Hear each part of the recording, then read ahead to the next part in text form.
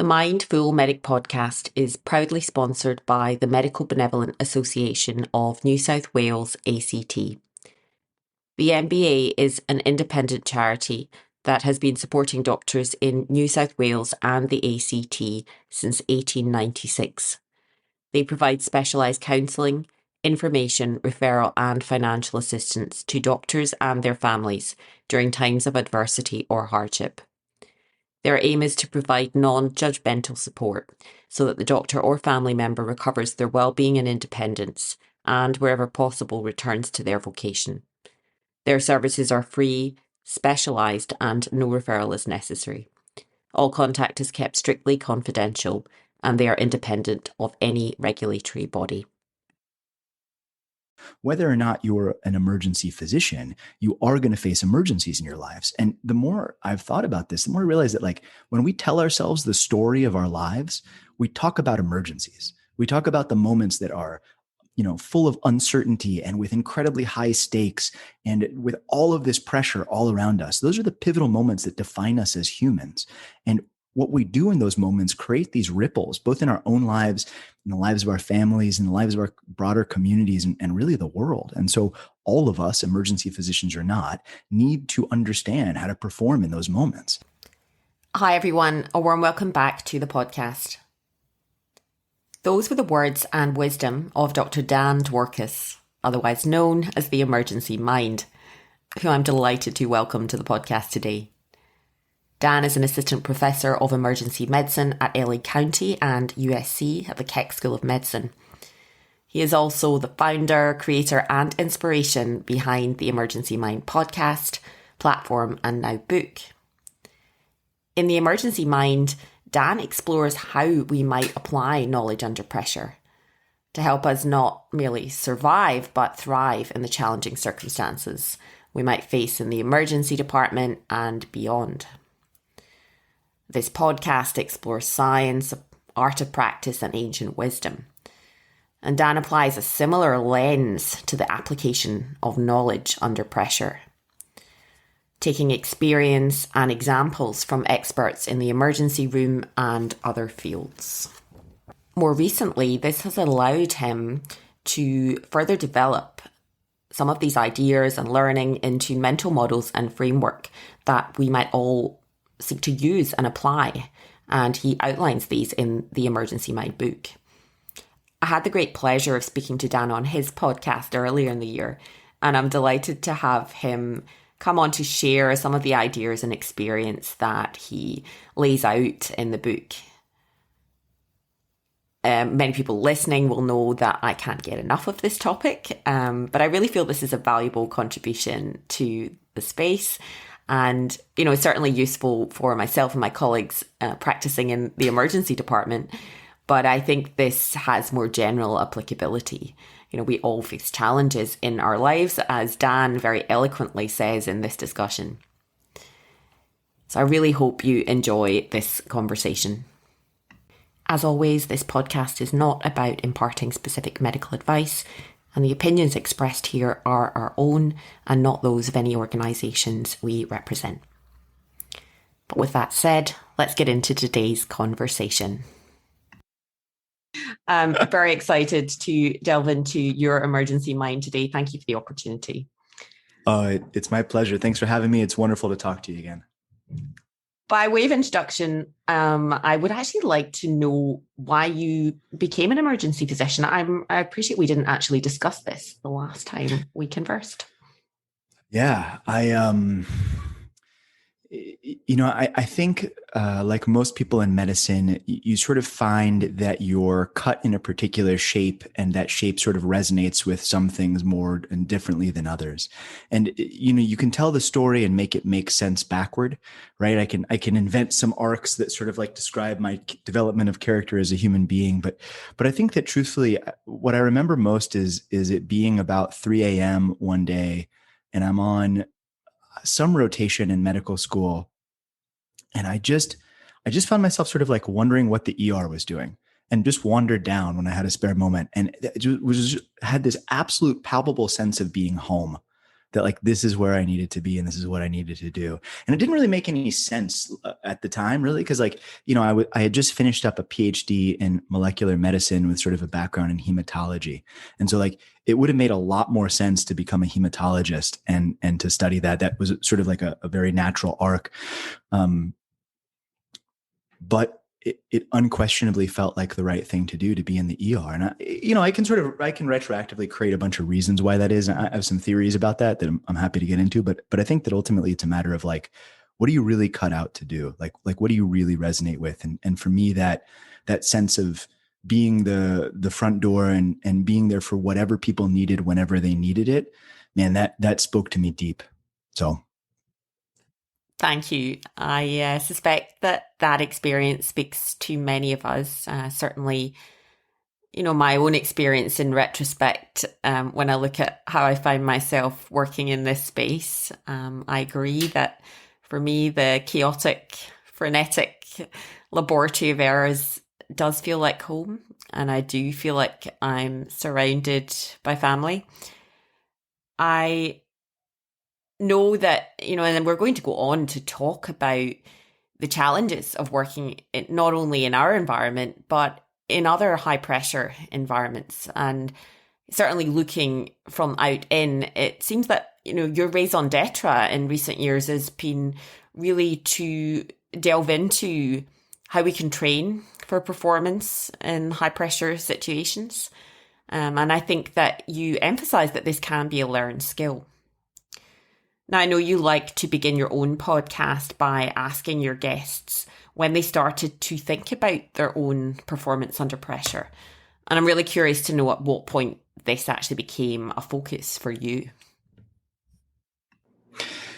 Yeah, I remember I was very lucky to get introduced to martial arts training at a really early age. I was about 8, and it had been a sort of a positive force in my dad's life, and he introduced my brother and I to it when we were both quite young.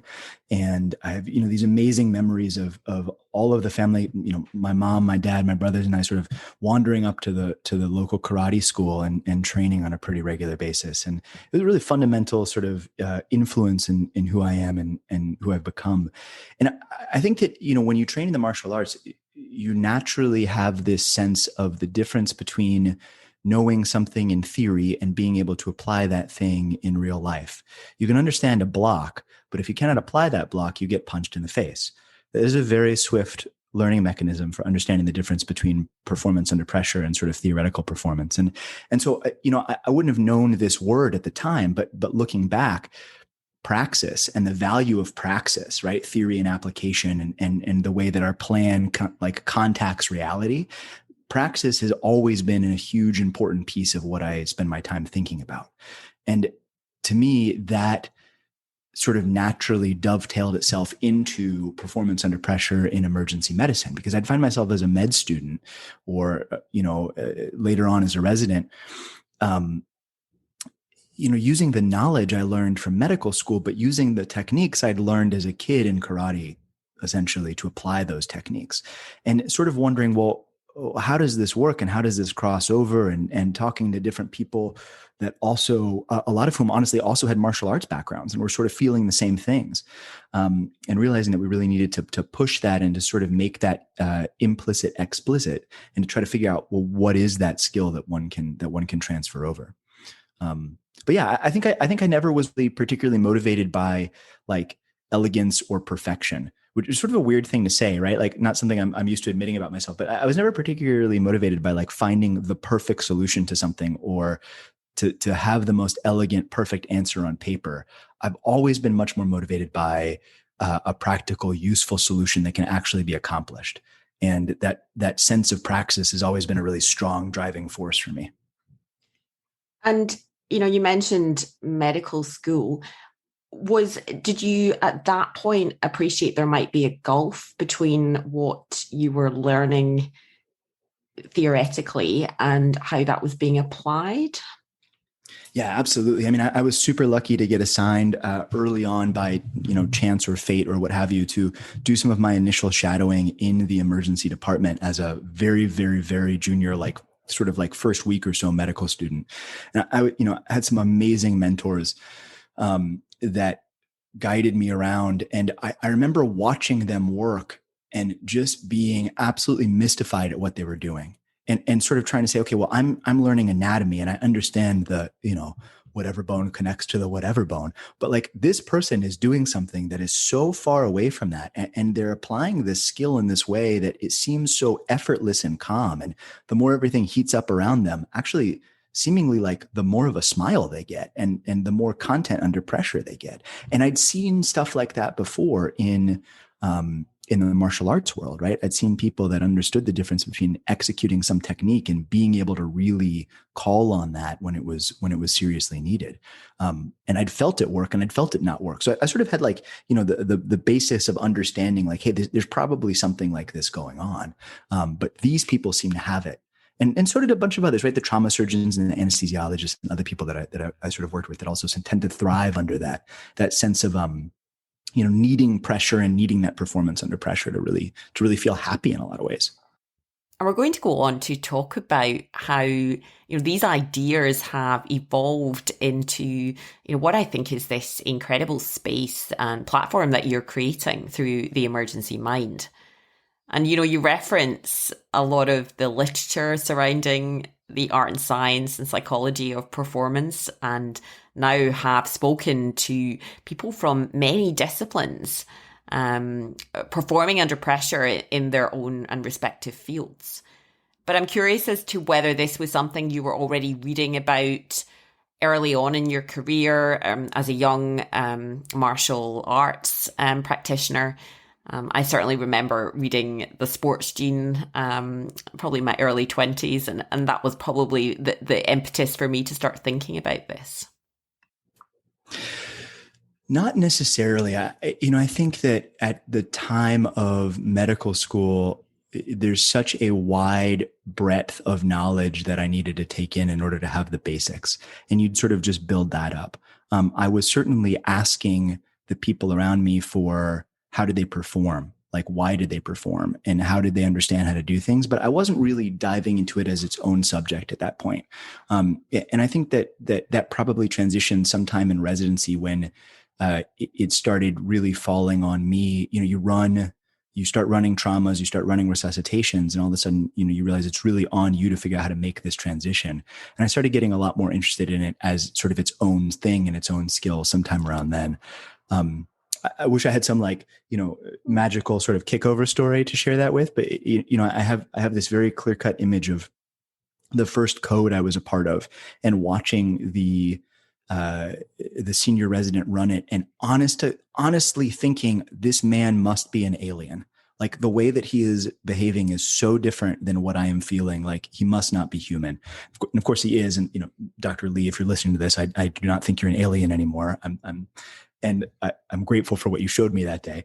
But I think that like somewhere in there, it really started kicking over into its own passion. But I wasn't reading a ton as a medical student about it. So tell me then how the emergency mind actually became a concept for you.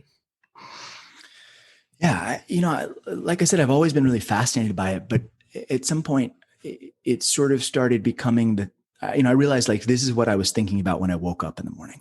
And this is what I was thinking about in the shower. And this is what I was thinking about when I found myself on a longer run. And I'd be like, "What, man, I wonder how I could get better at this." And, when I came out of residency, I had an interesting split job, which is that I worked part-time at LA County, which is one of the largest, busiest trauma and medical centers in the country. And then part-time at a really small hospital in a different part of the country, where for many hours of the day, I might be the only doctor in the whole hospital. And these were very different scenarios. And they force you to sort of learn how to apply medicine in very different worlds. And both of them really drove home the fact that, I can be an exceptionally well-trained resident, but the gap between that and what you need to do next is large, and you need to keep learning and you need to keep evolving. And I started getting really curious about, well, what are other people doing about this? Like, who else is solving these problems and how are they doing it? And, I'd read a couple of books early on that really influenced me about thinking. And one of them that was really pivotal in my development was Thinking in Bets by Annie Duke. And Annie Duke is a former professional poker player and a now sort of like a world leader in decision-making theory, and somebody that I was honored to have as a guest on my podcast. And I read her book at some point towards the end of residency, and it really just made this massive difference in how I think about understanding decision making and risk and things that I was very clearly doing every day, although maybe not doing consciously. And that really opened up to me this idea that, like, wow, there's all these other people that aren't doing emergency medicine, but that are thinking about these topics so deeply and so passionately and have so much to add. And well, if you broaden that out, like, what can the world teach me as an emergency doctor about how to perform under pressure? And I started thinking, well, who else is doing this, right? And so obviously there's a bunch of folks in military and law enforcement that have to make really complex decisions under pressure, pilots, athletes, people in the jiu-jitsu gym that I would ask them how they were, sort of like applying their knowledge under pressure. And it just became this, like, the further I went down this rabbit hole, the more and more fun it was, and the more incredible it was, the more interesting it was. And the more I realized, wow, there's all this deep theory about there about how the human mind works that I had no idea about, that I really didn't understand. Nobody gave me this in medical school, right? There's like, here, this connects to this, but like, how do you actually apply that in reality? How am I supposed to actually bring, the example I always use is like, I can teach you how, the dose of amiodarone for a live person is 300 milligrams, for a dead is 150. But how do you possibly deliver that knowledge at the tip of the spear, where and when it's needed in that exact moment? And the more I read and the more I dug, the more I realized how little I actually understood about it, despite ostensibly being the person who's supposed to understand it the most in a lot of ways. And man, it has just opened this line of inquiry and experiment and thought that has been such a deep place of joy and excitement for me. Yeah, I mean, I think your enthusiasm for this topic is obvious, and, it really excites me. Yeah, I don't think that we look outside ourselves enough in medicine. What can we learn from other professionals, from other disciplines? And in turn, what we have valuable knowledge, skills, experience that we can impart. And I think this shared learning, sharing of skills, experience, mental models and frameworks is the beauty of the space that you're creating. Now, we're obviously talking on a podcast. I'm certainly a believer in the power and the potential of the podcast medium. At what point did you decide that, the podcast would be a really good format to begin to share the ideas in the emergency mind? A good friend of mine who's been an advisor to me sort of this whole time does a podcast about spearfishing. And he said, look, start a podcast. You can get people that are super interesting to talk to you about stuff, and just figure it out as you go along. And, I was like, yeah, okay, cool. I can do that. I like talking to people. And that was it. That was literally the entire source of inspiration about it being a podcast. And then over time, it's again become this really deep, like, sort of wonderful thing to connect to people, yourself included, all across the world that are really sort of digging into these problems and trying to solve it together. Because I think one of the things that makes this so interesting is that it's not a clear-cut answer. There's not like a simple solution to it. And in order for us all to get better at performing under pressure, it really requires us all to work together from our own little slices of the universe and try to come up with a better solution. And the podcast format, I think, lends itself to that because it's easy to talk to people for a while about it and to dig in. And you sort of get the benefit of deep engagement with somebody, but also the ability to sort of parse, digest, and learn in between times that you're talking to folks. So over the course of that, I've sort of started to think about the emergency mind as sort of two complementary, products is maybe the wrong word, but sort of two pieces. And one is the question of what can everybody in the world teach people that deliver emergency medical care? And that's sort of what we talked about a little bit, like all these other experts who are performing under pressure. What can they teach people who have to deliver emergency medical care about how to do their job better and how to protect and serve better? And the other is sort of the opposite of that, which is what can those of us who provide emergency care teach everybody else in the universe about how to perform under pressure better? Because whether or not you're an emergency physician, you are going to face emergencies in your lives. And the more I've thought about this, the more I realize that, like, when we tell ourselves the story of our lives, we talk about emergencies. We talk about the moments that are full of uncertainty and with incredibly high stakes and with all of this pressure all around us. Those are the pivotal moments that define us as humans. And what we do in those moments create these ripples, both in our own lives, in the lives of our families, in the lives of our broader communities, and really the world. And so all of us, emergency physicians or not, need to understand how to perform in those moments. And so the question becomes, what can we teach? What can we give to everybody outside of the emergency department about what we learn? Because we get to go up against life and death. We get to go up to bat against life and death on such a regular basis that we have this really unique and kind of weird vantage point. Yep, you're right. These are the moments that define us. And again, you also make reference to the fact that, while there is some underpinning science to support some of the ideas that we'll discuss here, there's a lot of art of practice involved, and it is a continuum. But I love that you have taken the ideas, the discussions, the reading, and you've actually started to develop this into something a bit more tangible and something that we might actually be able to use and apply in terms of mental models and cognitive frameworks. And these have come together quite beautifully in what I think is a really great text, The Emergency Mind. So can you tell me about the process? How have you been building and developing these ideas as you progress? Yeah. Actually, I read a lot of Stoic philosophy, and I think that Stoicism is a really wonderful and useful branch of philosophy that has a lot to offer people that perform under pressure and people that want to get better at dealing with the reality of life and death and complicated decisions. And so, at some point I sat down and I went, you know what, I'm going to write a book about Stoicism and emergency medicine. And I went out and sort of started writing that book for a while and gave it to a couple people. And they were like, Dan, this is really boring. we don't want this book. Nobody wants this book. And I was like, oh, okay. I guess I'm really excited about this, but maybe that's just me and like a handful of people in the universe.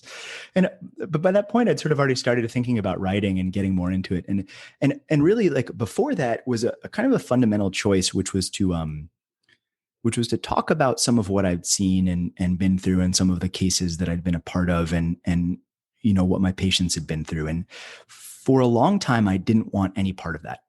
I didn't want to share any part of it. I didn't want to talk about it. I didn't really know how to process it in a lot of ways. And, I had some really close friends who were, one in particular, who was really encouraging, and she was helping me to understand sort of what the point of telling a story is. And, she's really involved in the oral, storytelling tradition and teaches some of that at the, university level. And, really got me to see it in slightly a different way, which is that if you are involved in something, if your patients are unfortunate and suffer something, and you don't talk about it, then in some sense that suffering is wasted.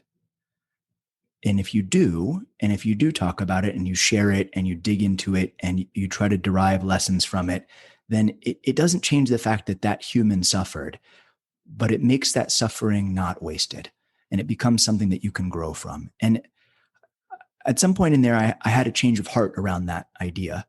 And I went from saying, look, I don't want to talk about this stuff, to, I owe it to my patients who have suffered to really talk about this and to try to derive lessons from it and distill it into something that will help people and make it better for the next folks that come along.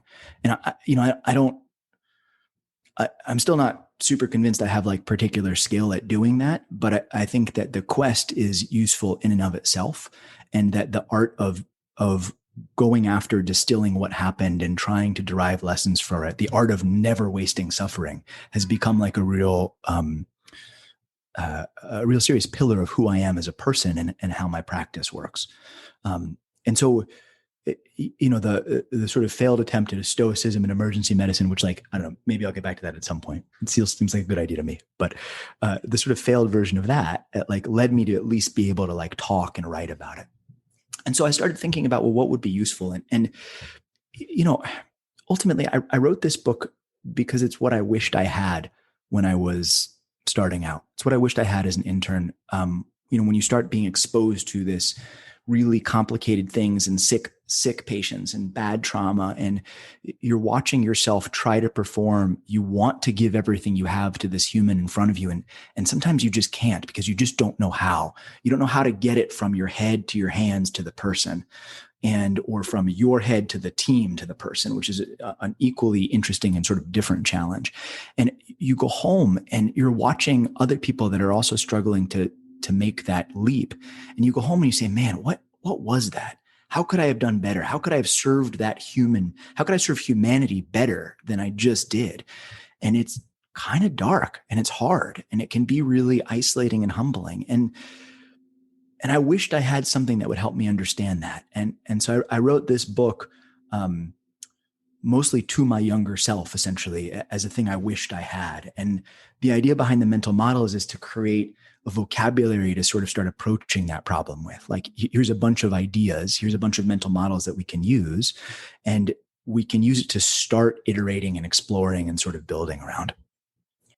Excellent. And, I really want to now go on to talk about some of those mental models and ideas that you discuss in the book. But just before we do that, I just wanted to pick up on something that you have said there. The fact that you had written this book for your younger self. And I'm just sitting here thinking about a conversation I heard you have on your podcast quite recently. You were referring back to, one of the many great texts around this subject of mastery and performance by Anders Ericsson called Peak. And there's quite a few similar books in the genre that I'd certainly recommend. But, quite near the beginning of that book, he does talk about the example from studying doctors and, this idea of the importance of deliberate or purposeful practice, and how just doing thousands of hours in your job day to day, that doesn't necessarily make you an expert. And, I'm quite conscious as I age in my profession, and we've spoken about this idea of longevity of practice. There are many areas where I am depreciating. I'd like to think my clinical and professional judgment is improving. My leadership, maybe, but I still think I probably need to be proactive in developing those skills. But certainly my technical skills, are very much at risk if I don't put conscious application and effort in. So, I'd like to think that this book is not just relevant for my trainees, who I'll definitely be sharing, many of these themes and ideas with, but I think it's important for all of us. I don't know if you have any commentary on that. Yeah, I think at a really fundamental level, whether we're talking about trainees reading it or us reading it or anybody reading it, to me, this is vocabulary. These are the basic building blocks from which we can create a system that is able to train ourselves and everybody better. And my hope is that, if we all understand some of the mental models that go into human performance under pressure, then collectively we create a culture that is informed by those mental models, and it allows us to build and grow and sort of iterate. And so, the idea of continuing improvement and continuing to grow becomes part of the conversation. And it becomes normal to ask attending level to attending level, what are you working on? How are you getting better today? Like that should be normal. That should be a normal thing that happens. And so as a sort of a brief example of that, well, hold on, let me go back for 1 second. That's not always the case, though. I think that's really not always the case that we have that. And right now, the culture does seem to be sometimes you get to this level and then that's it, you're cooked. And you learn some more facts, but you're sort of you're sort of this crystalline object that floats through space. That's not really what I want to be, right? I don't know what the opposite of that is. That metaphor sort of got away from me, but whatever. The point is that I want to have a culture where I'm growing and changing around people that are growing and changing in a community that values growth and change. And I hope that this is a step towards that, because it should charge us with at least some of the ability to talk about it. And if we can talk about it, then we can iterate on it and we can learn from it. As sort of a brief example of that, I've gotten really fascinated lately by points of contact between attending level doctors in the ER, to get just super granular about it for a second, right? So what are moments in time and space when we have the opportunity to reinforce and build a culture of change and growth? And one of those is handoff, right? So, I'm leading a team of residents and staff, and you're coming in to relieve me. Okay, that's a really interesting moment that everybody is sort of watching and part of, and it can go a bunch of ways. It can be really stock and standard, like here's my patients, like see ya, I'm out of here, or it can be a chance and an opportunity for growth and movement. And so I've started asking when I'm on the relief side, when I'm taking over, starting asking, hey, what surprised you today? What really sort of shook up your view of the universe on this shift today, and teach me about it. Tell me why that surprised you, and using that as these little opportunities. And I'm not sure what the right answer of how to do that is, but I think that's a space around which we can grow and iterate. Yeah, I listen to you and Andrea talking about that, and I think these are the opportunities to connect. And sometimes that will be in the professional space, but sometimes it also might be, what are you doing outside and what is happening in life generally? And I think these moments, we're getting less and less of them, and that ability to actually connect. And I think the power of this is, our performance is, I think, intimately linked to our well-being and our ability to sustain. And I think that's the power of the work that you're doing. I'd really like to delve into some of the themes and chapters in the book. I thoroughly enjoyed the text, and obviously I'm going to be linking and again, I have no conflicts here. I think this is really valuable material, and I also wish I'd had this when I was coming through training. So there was a couple of new, certainly terms, maybe not the actual concept, but this idea of Sangfroid, which I know you spoke about again with Dan on the last episode of the podcast, which I'll link. Can you talk about what Sangfroid is and how that, what it means as applied to performance generally, but also specifically in emergency medicine? Sure. So sang-froid is a French derivative word. Sang means blood and froid means cold. And so literally it translates into cold-blooded, but really it sort of means the ability to stay calm under pressure. And there's this little bit of an apocryphal quote attributed to Napoleon, who said some version of like, for his forces, for his troops, panic and cowardice must be trained out and sang-froid instilled. Where I think the word is inculcated. I think that's the right word, right? That to instill something through repetitive practice.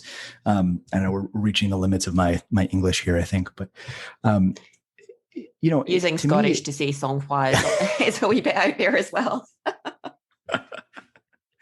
Anyway, not an English major, but I think that the concept is that, like the overarching idea, like if we can put a name on this, then we can start really digging into it, and we can link it to a concept, and we can take that concept and drill it and play with it and explore it. And so to me, having a name for the skill of staying calm in tough circumstances is a really important thing.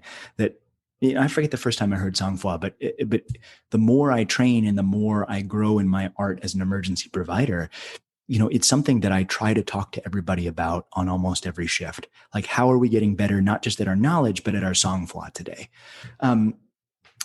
So I tend to think about it in terms of, sort of what I talked to Dan about in episode 42 or 43 of my podcast, about these ideas of the wedge and the wheel, right? Which is these two sort of simple machines in mental models. And so the wedge is the idea of taking a particular tactic or practice and applying it first in ultra friendly environments, and then ramping up the pressure slowly and until you're ready to really deploy it in unfriendly or really harsh environments. And it's the idea that you don't have to jump into the deep end of everything first. You really should try to apply this graduated pressure model to basically everything that you do.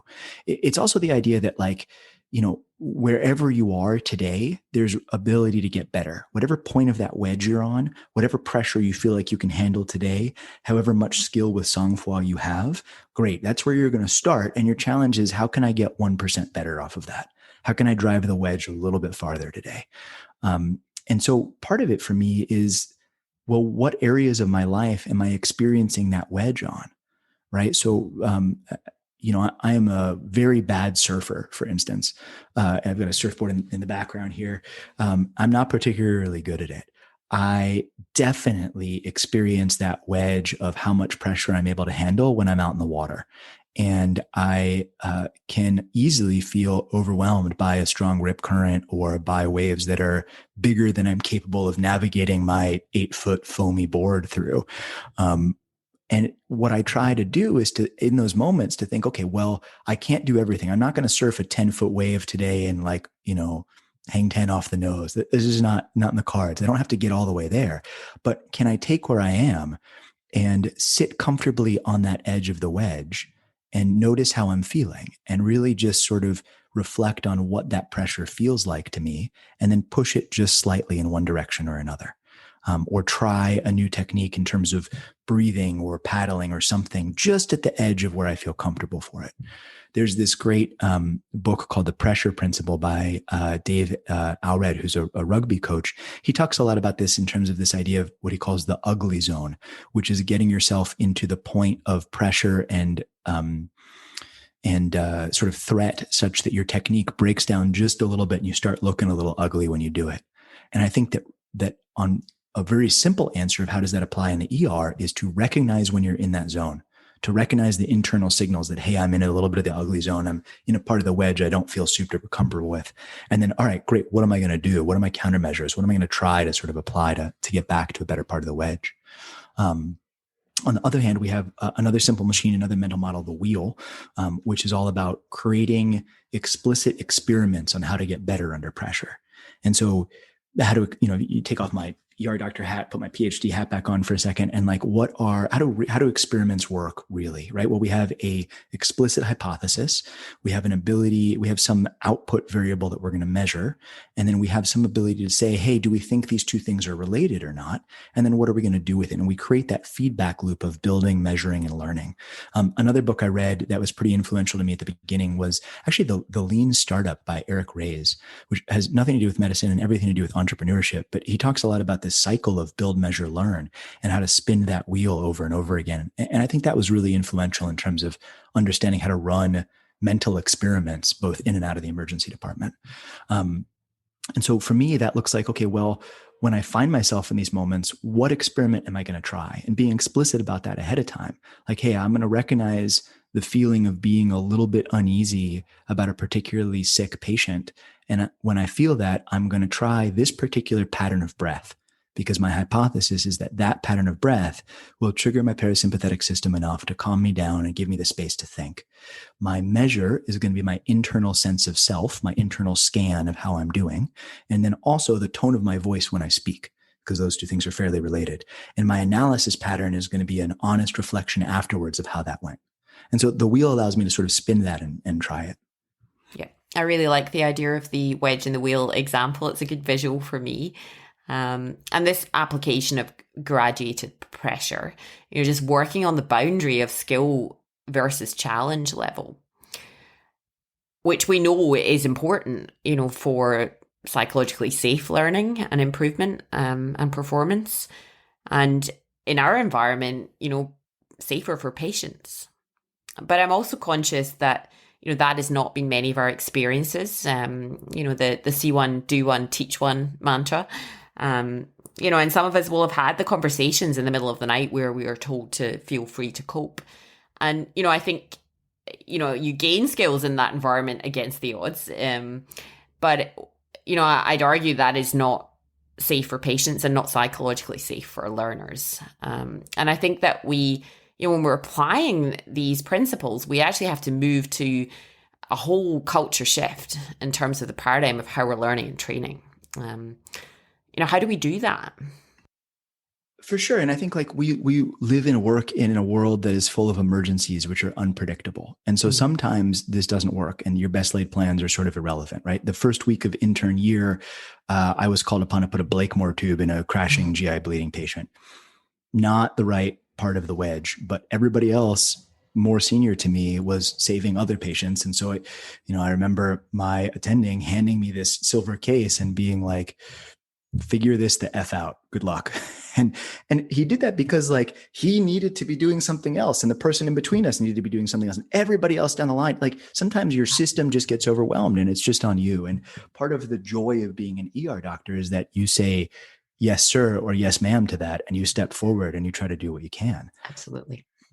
But that should be the exception rather than the rule, right? And see one, do one, teach one is not a system that really, I think, produces super competent, skilled people that are resilient and able to grow effectively.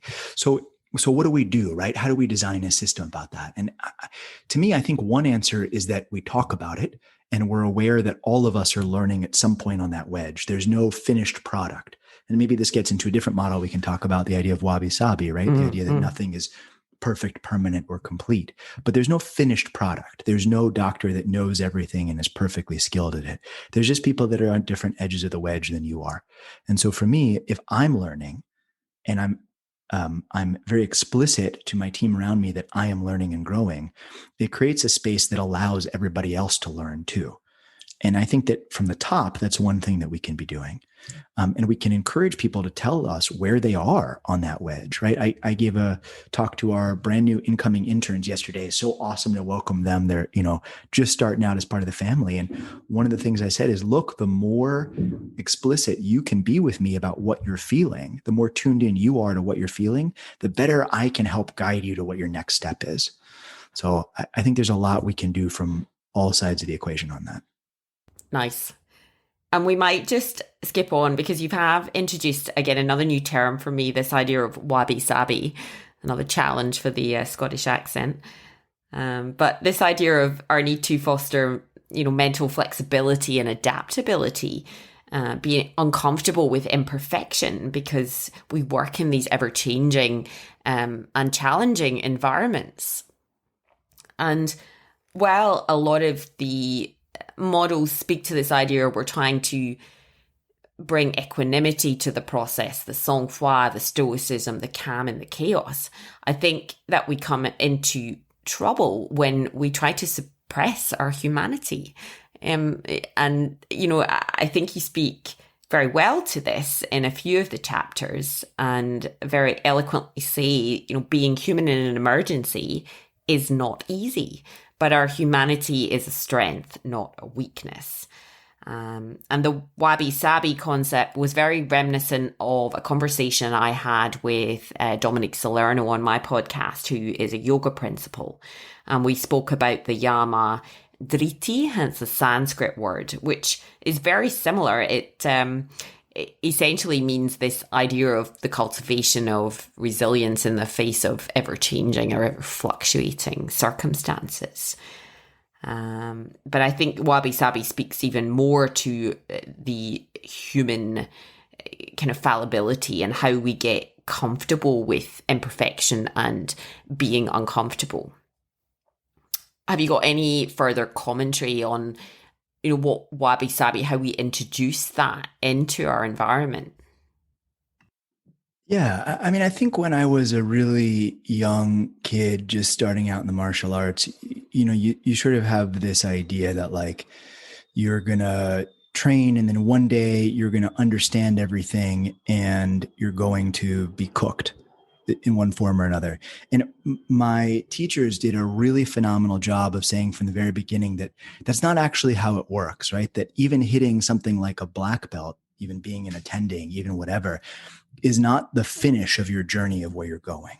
And that the point is not to arrive at a particular place, but rather to continue to grow and refine who you are. And I think that if you start changing your vision of yourself, there's the space to really alter your relationship with your work and with your craft and with the patients that you serve like that. And that sounds a little fuzzy, and it sounds, at the risk of, I live in LA, so I'm at risk of being, a little bit too woo-woo about some of this stuff. But I think that I think that's a really deep part of being human. And I think it's a commitment that is to continue to try to grow and to change and to have a tighter, sort of more real relationship with the reality around you and what you face and the reality in you. And that sense of growth and change is something to be valued and not looked down upon. How does that work functionally? Part of it, I think, is to say, hey, we value the ideas of Wabi-Sabi. We value incompleteness, imperfection, and unfinished things, because that's the way that things really are. And the more we're able to say that, which is sort of a radical act, right? Like usually what we have is a department that says, we do this. Okay, well, that's sort of the opposite of that, right? And one of the things I love about my department is we have, we are very flexible. We have multiple meetings over the course of a day in which we can change staff from one area to another. We can change nursing staff. We can change the flow of patients. We can reassign residents. We can shift beds. We can do all sorts of stuff like that. And we regularly take advantage of that. Yeah. And I think that that's a sort of a step in the right direction, even on kind of a small level. But to have this internal commitment to growth and change as a way of life, and then to ask some kind of bold questions. Well, what do organizations look like that believe that? These are the tough questions, but the important ones. Yeah, I don't have a perfect answer to it, but I'm excited to start having more of those conversations as we sort of move forward with it. Yeah, completely agree. And, just as you've been speaking there, I'm just reminded of something I had read this week. Now, it came from the SGEM, so Dr. Ken Milne, Skeptic's Guide to Emergency Medicine. And on a few of his social media platforms, he'd posted a meme, which was actually from an episode of Scrubs. And, it was a series or sequence of pictures in a patient's room in a hospital. The doctor in the room was explaining to family around about the patient's bedside that something had gone wrong and the patient had died. And, the doctor and his trainee who were looking into the room said, now he'll leave and he'll go back to his work. And do you think anybody else in that room will go back to work today? And the kind of further discussion was, this is why we use humor and dark humor and other coping strategies. Because at the end of the day, we have to just get on with the job.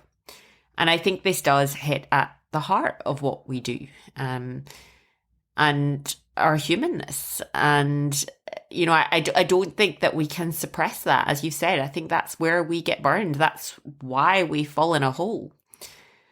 And I think that you and Andrea have had some really beautiful discussions around this in your podcast, particularly through, the immense challenges of this pandemic. And you really speak very beautifully to the power of that imagery. And again, in the book, you emphasize that we're humans, we're not robots. And this importance of building, psychologically safe cultures and supportive systems. And you give a few more concrete examples of that, for example, from aviation. I mean, I really like the I'm safe principle, that do we know when we are a flight risk? Do we have conversations around this? When illness, medication, stress, alcohol, fatigue, emotional upset. It's similar to the HALT. Am I hungry, angry, late, tired? And Dr. Catherine Henderson, president of the Royal College of Emergency Physicians, adds, when am I, she will add to that, am I sad? Am I overwhelmed? And, I think we're so used to switching off our internal cues and carrying on that maybe even ourselves, we have become numb to those signals. I know the last time we had a discussion around this idea of interoception and introspection. So I'm curious, what does this look like for you in your clinical environment at its best? Yeah, I think a lot about a conversation I had with Kristen Holmes, who's the vice president of human performance for this company, Whoop, that does heart rate variability monitoring and sort of stress monitoring and sleep monitoring. And they're a super awesome company. I don't have any financial relationship with them, but they're amazing. And Kristen, before joining Whoop, was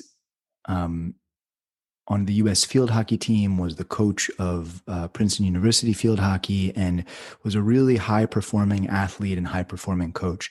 And she spent a lot of time when we were talking discussing the idea of what's become sort of a fundamental mantra for me, which is that what we do in our days off make enormous differences to what we're capable of doing in our days on. And it really struck me that I hadn't actually really heard that before, right? You get this sort of normal lecture like, don't drink a lot and then show up for work. Okay, yes, do not drink a lot and show up for work. That is entirely true. And, thankfully we have a lot of really wonderful programs here in the States about helping individuals in the medical world that might have developed a problem with a substance or another really get the recovery and the treatment that they need. That's awesome. That's also a really minimal bar. And instead of just, well, don't, drink and show up to work, I think asking the question of what does it take? What do I need to do in my days off to be the physician I want to be in my days on is a really deep and powerful question, especially when you start asking it that way, because it gets into this idea of agency. Like, what do I have control over? I can't control everything. I can't control the schedule sometimes. I can't control day and night shifts. Can't control if there's a global pandemic and I got to work in a certain way. But what I do have control over, again, the Stoic idea of dichotomy of control, but what do I do have control over? How conscious can I be about these choices that I'm making to create a sense of self that allows me to show up and do the work in a way that matters, that I'm proud of, and that feels fundamentally like me. And that really does loop back, in this sort of like Ouroboros kind of phenomenon into like what it is to be human and a physician who's trying to be at the cutting edge of this at the same time, which is that you're doing the best work you can. You're trying to deliver humanity's knowledge to this patient, but you're also a sack of chemicals that feels a certain way. And you're trying to figure out how to balance those two things. So I don't know. I think that's one of the biggest differences between me now and me right out of residency is that I spend a lot more time thinking about what I do in my off time in terms of how it relates to my on time. Fantastic. And I just wanted to go back because we've spoken a few times now about particularly athletic performers and the translation of training pearls on the art and science of performance. This is something that I'm particularly interested in, and I really like some of the chapters. Some new information. This idea of train your tired moves. I love that. It's a concept as an ultra runner I'm quite familiar with. When I'm preparing for a race, I will quite frequently back up long runs. I think I said this to you at the time. And this idea of training on tired legs, which is really good for, adding load and building and resilience of being able to perform on the day. But I'm kind of conscious that that's something I've never really thought of, which makes so much sense in the emergency department, because where are we most of the time? It's out of hours. It's the middle of the night. It's sleep deprivation, it's shift work. And yet you were still being asked to do the same job that we would do Monday to Friday, 9 till 5. So how do you think that we can get better at training our tired moves, particularly for emergency performance? Yeah, that's a really good question. I think it's pretty intimately related to another concept in the same part of the book, the idea of making plan B part of your plan, right? And I think that together, those ideas really encompass a lot of thought about how to perform when things aren't the way you want them to be, right? Because we can talk a lot about how to make things the way we want them to be. What do I do on my off days to totally optimize myself for what needs to happen? How do I gradually apply pressure to a solution in order to get better at it? How do I create the rest and space to process and everything else that I would want in an ideal universe? But we don't work or live in an ideal universe most of the time, especially in the emergency department. And so I think that one of our superpowers really is performing in sub-ideal places and getting used to that and getting comfortable with that. And part of it, I think, is recognizing that you're going to be in those situations and that, at some point your choice is either yell about it or keep going. And there's actually this great, I'm pretty sure it's actually a Scottish punk band, the Real McKenzies, who have this, this song. Yeah. They had this song called The Best Day Until Tomorrow. And oh man, it's so good, right? I'm writing that down. It's like, it's a lot of it's a lot of yelling about, about, basically stand up and fight and, don't give up. But the refrain is it's the best day until tomorrow. Today is the best day until tomorrow. And man, do I love that. I think about that a lot in the ER because whatever circumstances you have, this is the best day until tomorrow. This is the time that it doesn't make it okay, right? It doesn't make it okay. You don't have to be happy about it. You don't have to love what's happening, but you do have to operate under this environment. And it really is the best day until tomorrow. And it gets back to this idea of sort of like embrace the suck, right? You have to embrace the suck of what you're going through and sort of figure your way through it. So part of my answer about how do we train tired moves is to mentally accept the fact that we will perform tired and to stop demanding that we are not tired. Because time spent demanding that things were different, time spent not integrating with the reality of what you see is time wasted that you can't work on yourself and you can't work for your patient. And I quote a lot in the book from Deep Survival by Lawrence Gonzalez, who says quite a bit about that, about like survivor mindset and the idea of rapidly acclimating to the reality around you, which I think is a real virtue. So, once you practice being tired and practice showing up tired and practice thinking tired, then it becomes a little bit less terrifying, I think. And the jujitsu equivalent of this is that you get put in chokeholds. And the first time it's usually pretty dang terrifying. It's a very natural human response to say, like, get off me and extend your arms forward as far as you can and try to press the person, which is exactly the wrong thing to do most of the time in jiu-jitsu. And so over time, you get used to these circumstances. You get more nuanced at sensing danger, what is real danger and what is not. And you get more comfortable at existing in a space that is suboptimal. And the more time you spend there, the more nuanced you are, the better you are at it. The more you can think and play and act. The better your plan B is, the better your backup is, the more time and space you have to work on your first attack. So I think that logistically, part of it involves being comfortable in that space and being conscious of your discomfort there. Yeah, and on that, I really like your use of this is suboptimal. It does dial it down a notch. It completely reframes the situation. Yeah, gold. I said it out loud to myself the other day when I was surfing and there was a huge rip current and I recognized I was about to be pulled through the pylons of a pier. And I looked up, I'd gotten out of position. I shouldn't have been there in the first place. And I look up and there's all these like sharp muscles all over the pier. And there's, I'm realizing like, I really can't get out of it. And it was this moment where I sort of chuckled to myself and said, okay, this is suboptimal. Cool. What are we going to do? How are we going to shoot this pier accidentally? And thankfully emerged unscathed, but I have a few running friends who also surf. And, when I look out there on some days and when I'm in the emergency department, that fills me with anxiety. I'm hoping they're using all of their skills out there. My bank of skills is low in that circumstance. So I'm very conscious that so far we have focused on my highlights and, my personal interpretation of reading the book. I'm taking our trainees and registrars next week for another session on performance and well-being, and we'll certainly, be weaving some of the concepts we've spoken about through the session. But as creator and writer of the book, I'd love to know what your own personal highlights are, and is there anything that I haven't spoken about today that you would draw attention to and emphasize for them? Yeah, I think I'm going to answer that in sort of a weird way, which is that my favorite part of this is what comes next. Because I think that when we have these words, when we have this vocabulary, then we're able to start iterating and putting them together in sentences. And that's really where I think the magic happens from it. When you can say, well, I'm going to combine, training my tired moves with plan B with rapidly accepting reality in order to understand how to perform in suboptimal circumstances, like then you start getting these really magical, interesting things. So,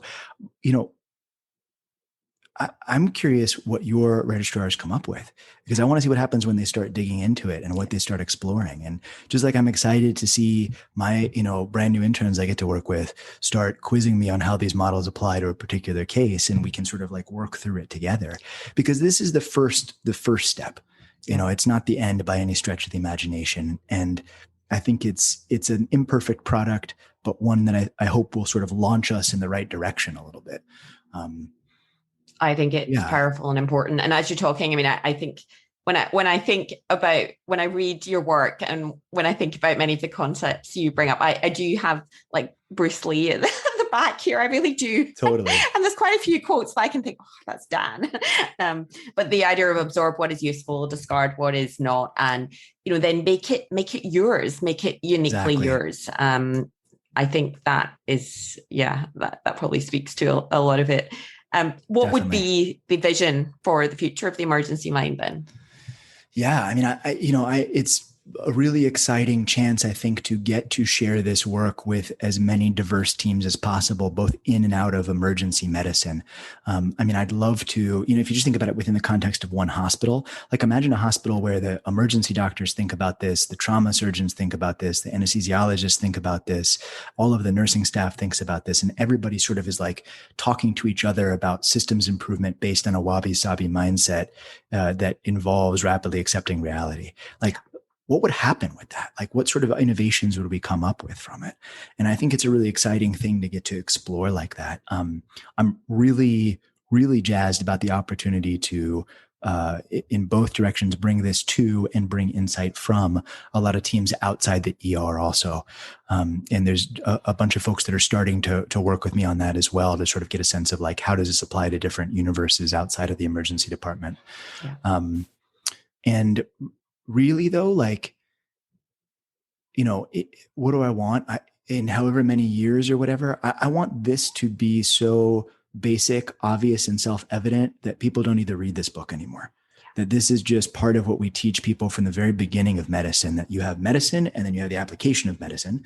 And then this is how you apply medicine under pressure. And just like we learned the Frank-Starling curve of the heart describes, the relationship between cardiac output and preload, we understand that finding the calm within the storm is a model of how we look for moments of fractal calm in even chaotic situations. Like, I want this to be irrelevant, right? And I want to work on whatever comes next. Yeah.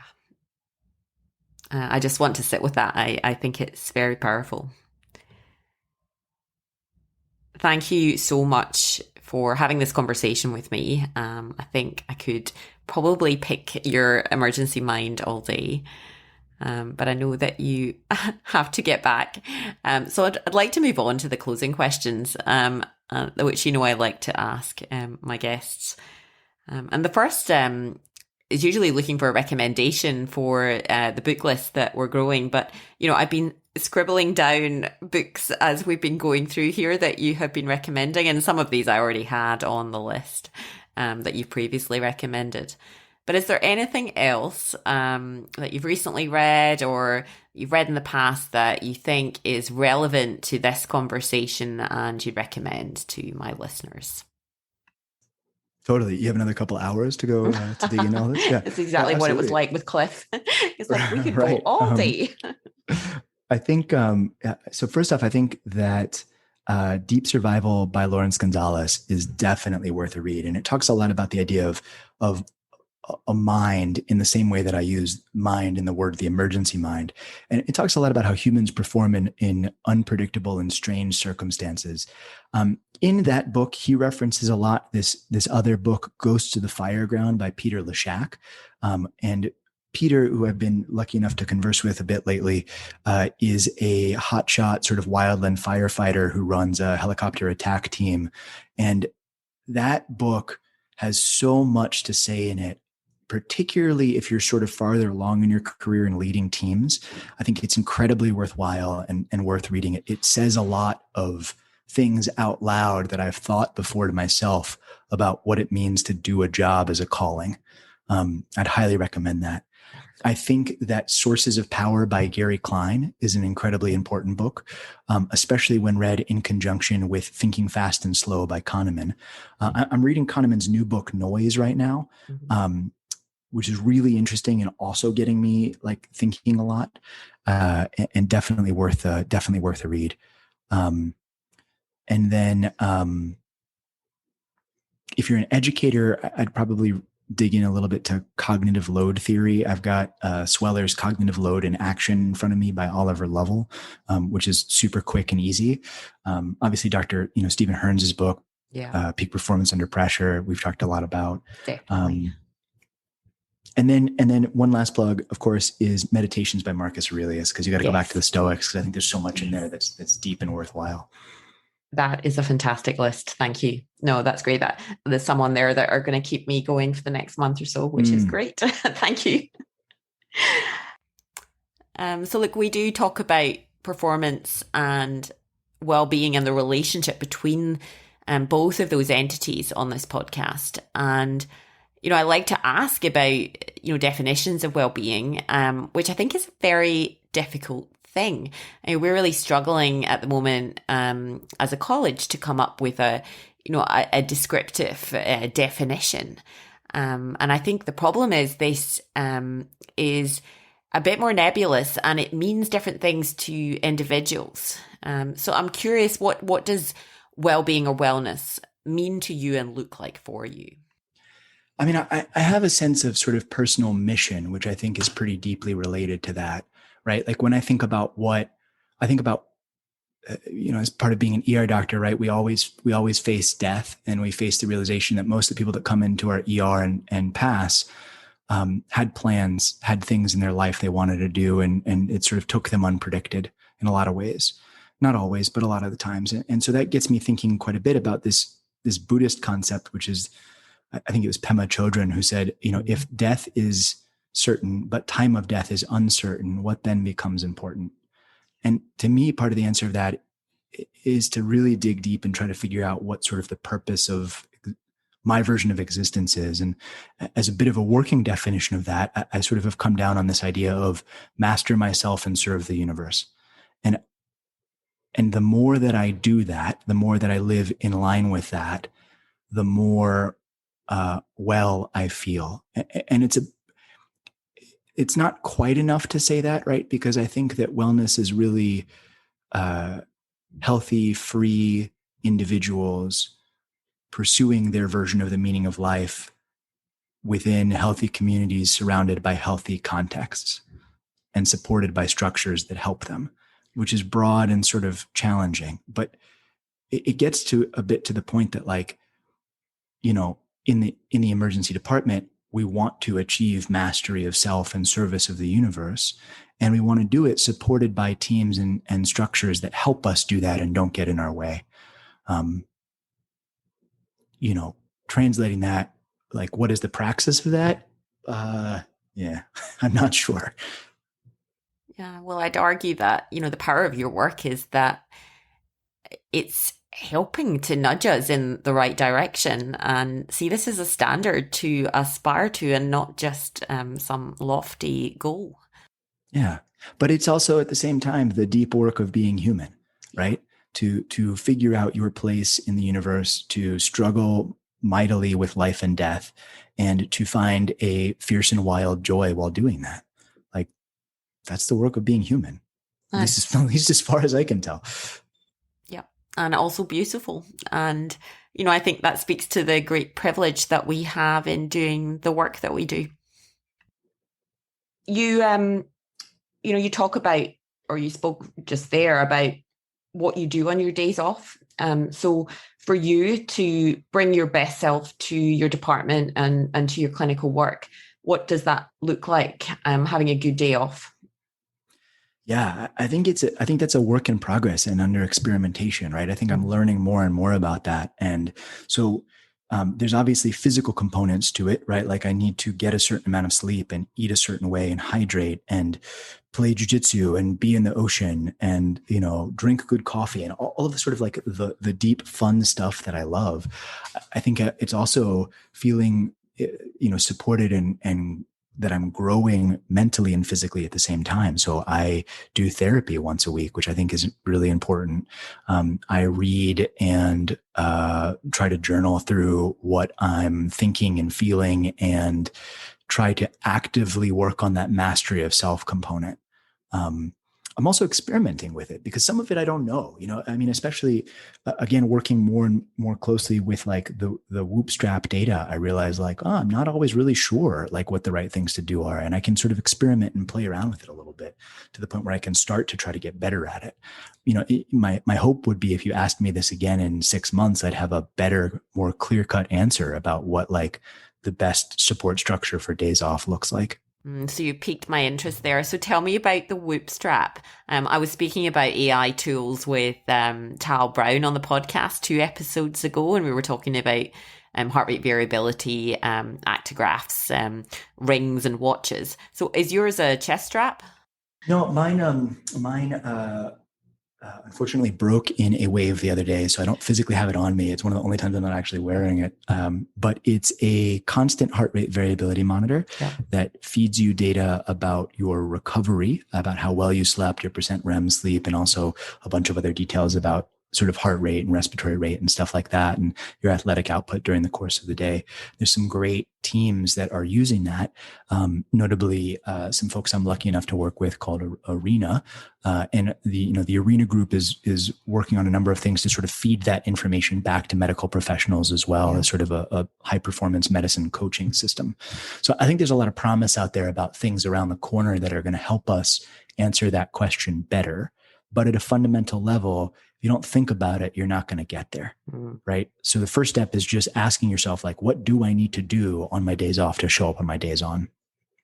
Yeah, I'm personally quite excited to see where these tools might go as an adjunct to help us in the future.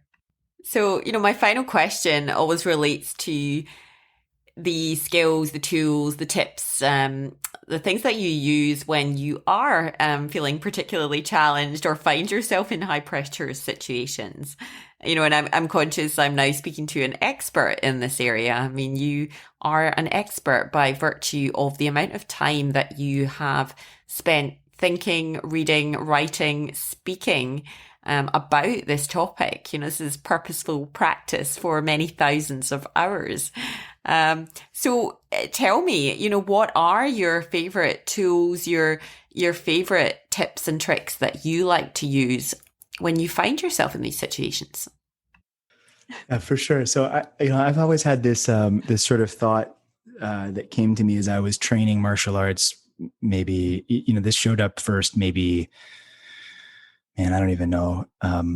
15, 20 years ago, something like that. This idea of like just trying to be completely incomplete.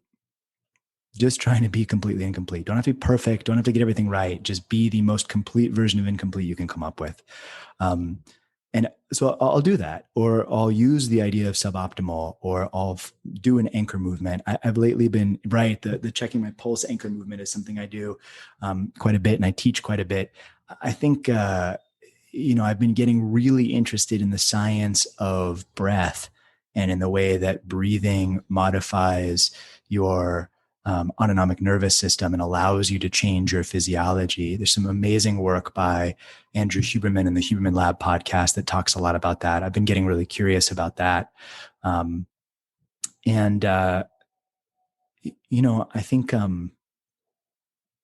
think viewing myself as a continual work in progress is a really important part of that question, which is that, you find yourself in situations that are challenging, and you try to do the best you can today and try to set yourself up to do better tomorrow. Yeah, I mean, just as you have been speaking there, you brought me right back to my first interview for an emergency medicine job. It was just out of intern year, and I was applying for a senior house officer SHO job in an emergency department. And I remember the consultant asking me, it was some question around how I would cope in a very intense resuscitation scenario. And, I remember saying and motioning, well, I'll take my own pulse first. Yeah. Well, to get like super nerdy about it for a second, right? Like in physics, the static coefficient of friction is always less than the dynamic coefficient of friction, right? Which is to say that like, as long as you start moving in some direction, it becomes easier to keep moving. The hardest step is the first step in any situation like that. So do something, take your pulse. I often train the folks I work with to physically, if it is safe to do so, physically take a step towards the patient. just move towards the patient if all else fails. So, yeah, perfect advice. Again, you're bringing me back to my running analogies, but it was pouring with rain 2 days ago when I was due to go out. And, I did get out, but I did comment the very hardest part of that run was the first step I took out the door into the rain. So yeah, very good advice. For sure. Thank you again, Dan, so much for having this conversation with me. I can't wait to see where the next chapters will take you and this. I'd love if you could just tell me where we can find you, access the podcast and read the book. Absolutely. So you can find out more about the Emergency Mind at emergencymind.com. If you want to see the book in particular, you can go to emergencymind.com/book. And the podcast is unimaginatively named emergencymind.com/podcast. And you can also reach me at dan@emergencymind.com. Try to make it easy for everybody. Great. And I know that you'll encourage people to not only read, but also to rate, to review, to reach out to you, and to share with each other and start, having conversations around these concepts and think about how these models might look for you in your department or for you as an individual. I think that's truly where the magic will happen. Oh, thank you so much for having me on the podcast. It's totally an honor to get to talk to you, and I'm excited to see what you all come up with. You have been listening to Dr. Dan Dworkis, the Emergency Mind. If you enjoyed today's episode and are keen to know more, please follow the links in the show notes to the Emergency Mind podcast, the website, and details of how to access the Emergency Mind book. As I have said, I have no conflicts, and I'm also pretty certain that Dan's plan is not to retire on the profits of this book and buy an island in Hawaii. I think he genuinely is making a valuable contribution to the space, and I think he would appreciate, on the theme of this shared knowledge and experience, some feedback, and so that we can further the conversation. The Mindful Medic podcast website is now live and still very much a work in progress. The next plan will be to add the book list page. So that is my homework. And to help grow the audience, encourage conversations, I invite you to rate, review and share. And I'll put a link in the show notes. Thank you for listening. Really though, what do I want? In however many years or whatever, I want this to be so basic, obvious, and self-evident that people don't need to read this book anymore. That this is just part of what we teach people from the very beginning of medicine, that you have medicine and then you have the application of medicine. And then this is how you apply medicine under pressure. And just like we learned the Frank-Starling curve of the heart describes, the relationship between cardiac output and preload, we understand that finding the calm within the storm is a model of how we look for moments of fractal calm in even chaotic situations. I want this to be irrelevant, right? And I want to work on whatever comes next.